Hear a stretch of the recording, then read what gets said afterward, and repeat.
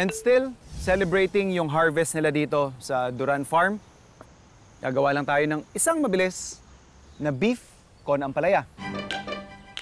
First thing is, we have our beef meat here.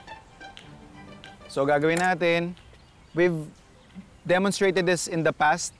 If you want to make your beef extra tender, pwede kayong gumawa ng technique na tinatawag nating velveting. So basically, we have our thinly sliced beef meat. We'll just add some baking soda. So more or less siguro for every half a kilo, mga half teaspoon yung gagamitin ninyo. You mix it.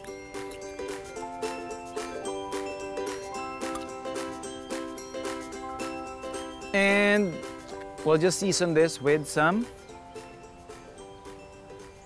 oyster sauce.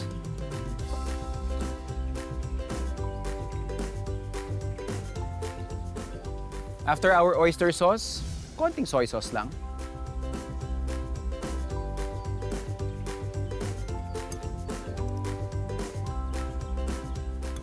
And then our cornstarch.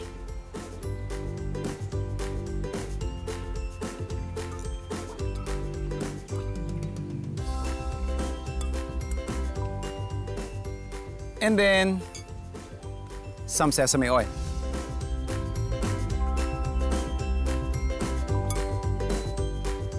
So let's set this aside. Prepare na natin yung ating mga gulay. So yung ating ampalaya,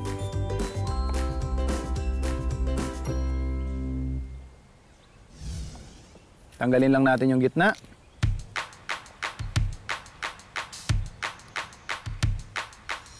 Then, slice lang natin.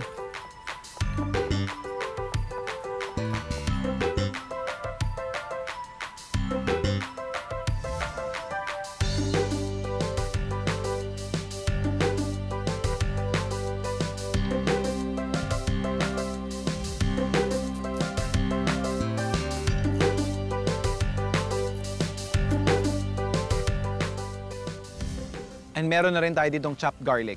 Dahil dire-diretso na yung luto natin, once na painitin na natin yung ating pan, gumawa na rin tayo ng parang pinaka-sauce natin. So we have here, let's add some oyster sauce, a bit of sugar, at cornstarch. Tapos tubig.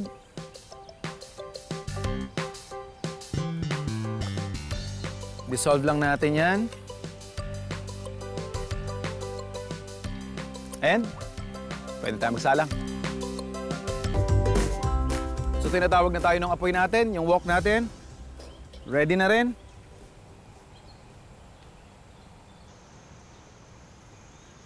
Meron tayong hot wok dito, hot oil na rin.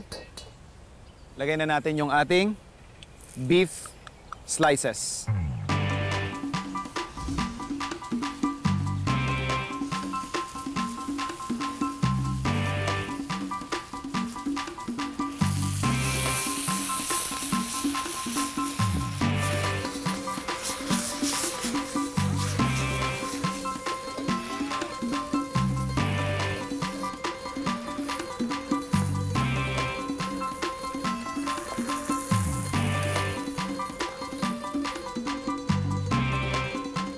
With the same pan,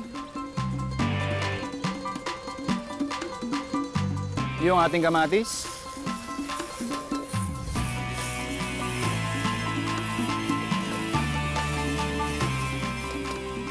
Then yung ating sibuyas.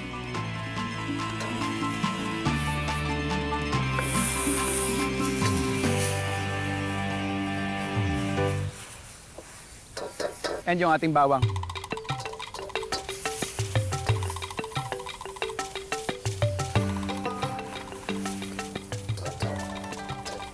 And then, yung ating ginawang sauce kanina. So again, oyster sauce lang to na may cornstarch, tsaka tubig, konting sugar. Since may cornstarch ito, kailangan nating habulin ng halo.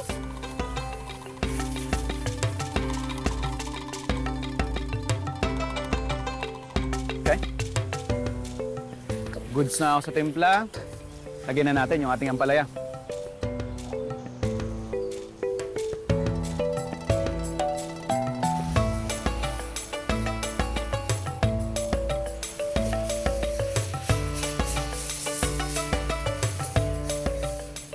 And then pagkalagay natin ng ating ampalaya, isunod na rin natin yung ating nilutong beef kanina.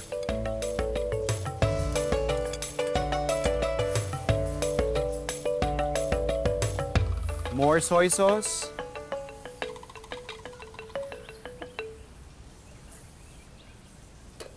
So that basically took me less than 10 minutes. Pwede na tayo mag-plate.